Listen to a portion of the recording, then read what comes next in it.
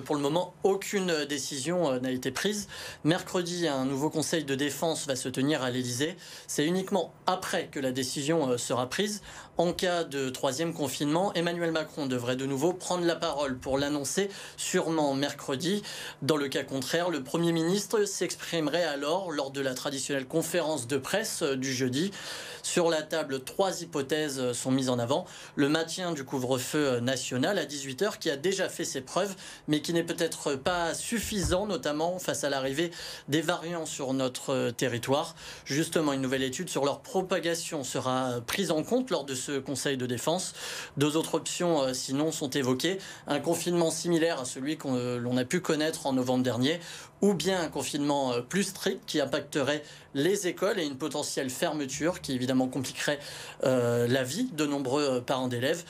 Pour tenter d'éviter tout ça, le Conseil scientifique a récemment proposé de regrouper les vacances scolaires de février des différentes zones en France, ou même encore les prolonger. Une manière donc de ne pas fermer totalement ces établissements et aussi de repartir en mars dans des meilleures conditions sanitaires. Une question se pose évidemment, Cédric, ce confinement est-il justifié aujourd'hui? Quelle est la situation dans notre département? Est-ce qu'elle s'est dégradée ces derniers jours? Oui, le Rhône a été fortement touché depuis le début de la crise sanitaire et encore actuellement.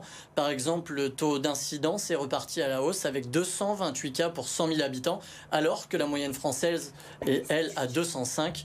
Le taux de contamination, quant à lui, a aussi augmenté de 7,8% sur la semaine du 16 au 21 janvier par rapport à la semaine précédente.